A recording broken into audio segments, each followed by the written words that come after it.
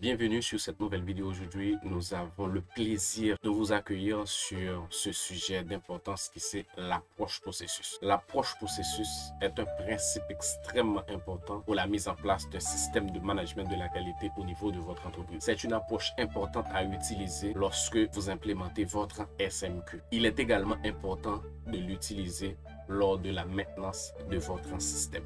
La norme ISO 9000 décrit en détail l'approche processus, les avantages et les actions possibles que vous pouvez entreprendre pour exécuter votre organisation à l'aide de cet outil aussi important. À la base, il s'agit de reconnaître que les activités commerciales sont mieux comprises et gérées comme des processus au niveau de votre organisme.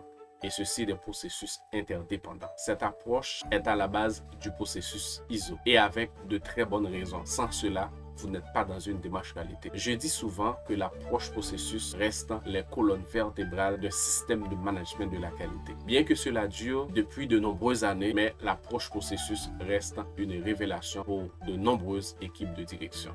Dans mon expérience, la plupart des entreprises utilisent 3 styles de management différents pour transformer les entrées en des sorties pour leurs clients. Ces approches se répartissent largement en 3 camps. Inutile de dire que ces approches peuvent être en courant, mais elles laissent beaucoup à désirer en termes d'efficacité. Je n'exagère pas le fait de dire que l'approche processus est la meilleure façon de faire et de gérer ce que vous faites au niveau de votre entreprise. Ce sont des expériences prouvées par des millions d'organisations dans le monde. L'approche processus vous facilite et vous apportera de la transparence. Si vous ne faites pas encore cette expérience, sachez que cela vous apportera des gains significatifs en efficacité et vous fournira des résultats cohérents. Votre équipe va apprécier la clarté et aura un sentiment d'appartenance pour votre entreprise, ainsi que le style de management utilisé. Vos clients vont adorer le fait que cela assure leur expérience. Et naturellement, tout cela rendra les actionnaires et les propriétaires de l'entreprise très heureux. Il n'y a pas de doute là-dessus. Lorsque vous commencez à y entrer, il est probable que le processus à gérer et le nombre de processus à documenter, à mettre en place vous décevra. Il faut dire que cela va dépendre de votre activité ou bien du volume d'activité de votre entreprise. Prenez des données d'entrée et les transformer en des données de sortie ne se produit pas avec une baguette magique. En d'autres termes, prendre les données d'entrée de votre client et les transformer en des satisfactions ne se produit pas au hasard. Votre entreprise contient un ensemble de processus tels que le processus de la conception, le processus de mesure, le processus de performance d'audit interne, le processus de communication client, le processus de surveillance, le processus de la traçabilité des différentes activités au niveau de votre entreprise, le processus de gestion du système de management de la qualité, le processus de réclamation client et autres. Pour vous donner une idée de comment cela fonctionne, la sortie d'un processus devient souvent l'entrée d'un autre processus. Certaines fois, les processus dans une petite entreprise sont complexes et nombreux à définir. D'où la nécessité d'avoir l'avis de quelqu'un qui s'y connaît, que ce soit quelqu'un à l'interne ou du moins l'avis de consultant ou d'une firme de consultation tout simplement. Aussi parfait soit-il, il ne faut pas oublier que l'approche processus n'est pas une entreprise facile à gérer. Il va y avoir beaucoup de discussions et de débats, beaucoup de va-et-vient avec des idées et des points de vue différents. Vous participerez à beaucoup de réunions et discuter sur un ensemble de sujets fondamentaux sur le bien fondé du produit ou du service offert par votre organisme. Vous allez parler à différents collaborateurs de différents niveaux et d'apprentissage au niveau de votre organisme. Vous allez écouter beaucoup de gens qui vont exprimer leurs idées dans beaucoup de processus qui leur concernent. De nombreuses heures de la journée seront consacrées à la cartographie de vos processus. Des processus sur lesquels votre organisme s'appuie, qui constituent en quelque sorte les colonnes vertébrales de votre organisme. C'est un travail au début fastidieux, mais important qui exige de l'engagement et de l'énergie. Sachez bien que rien de valable ne se produit avec facilité. Les meilleurs résultats de l'utilisation de l'approche processus apparaîtra au fur et à mesure. La question qu'on peut se poser est la suivante: comment gérer la complexité de l'approche processus? En un mot, on doit voir les organigrammes. L'organigramme de votre organisation sera désormais votre ami lors de ce voyage. Il est une belle et utile pièce de design. Que votre entreprise soit grande ou petite, l'organigramme vous permettra de prendre le contrôle de votre organisme. Il illustra simplement et élégamment ce qu'il faudrait autrement comprendre dans de nombreux paragraphes de texte dense. Il vous permettra inévitablement d'atteindre le cœur des problèmes. Il rendra votre organisation beaucoup plus légère dans son organisation et dans son fonctionnement. En un mot, je dirais qu'il n'y a pas vraiment d'inconvénient à adopter l'approche processus, en particulier lorsque vous avez un organigramme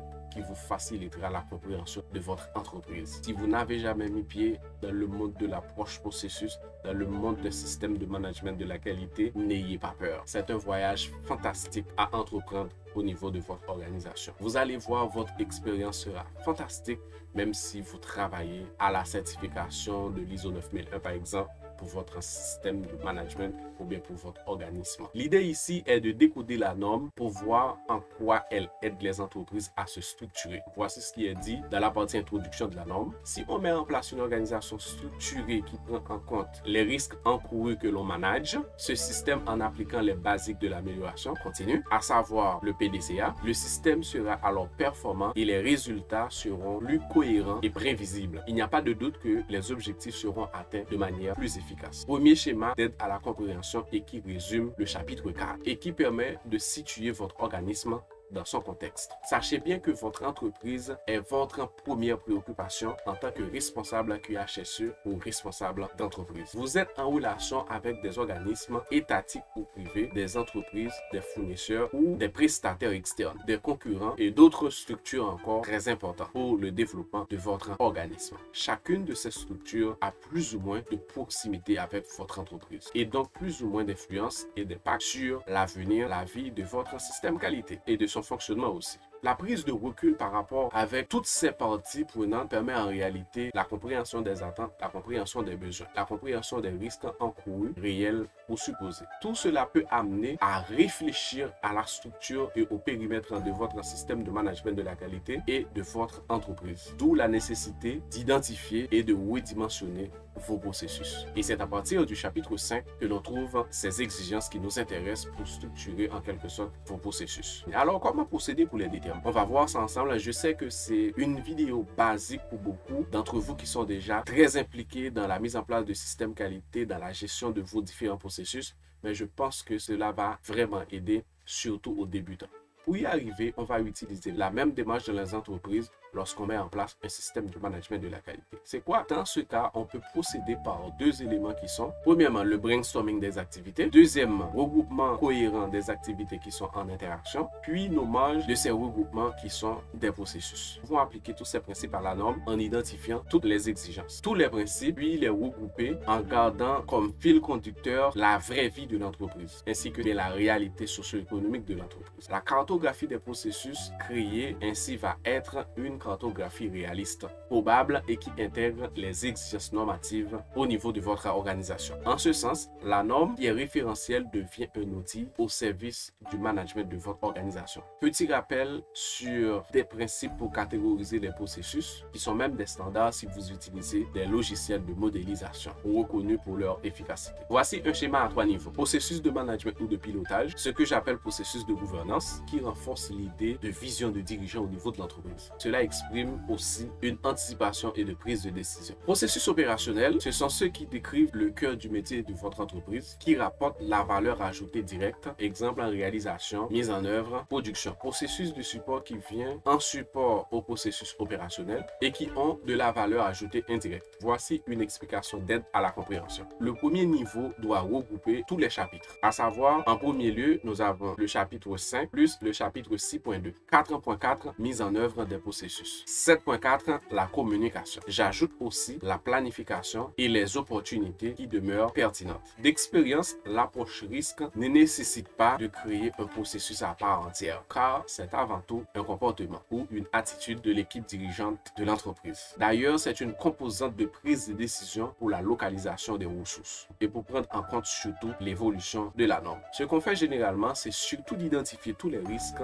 par la réalisation des différentes activités au niveau du processus en question. C'est pourquoi je place l'approche risque dans la partie gouvernance et non dans la partie de support. Ça, c'est mon approche à moi. Un processus de gestion de ressources humaines a pour objectif de développer des compétences et des connaissances et surtout de faire ce qu'on appelle la gestion de carrière des différents collaborateurs au niveau de votre organisme. Ce qui permet à l'entreprise de disposer de collaborateurs à moyen et à long terme, concernés et impliqués à l'atteinte des objectifs de l'organisme. Le processus de gestion des ressources humaines, dans lequel on inclut les thèmes de connaissances, est concerné par ces points suivants.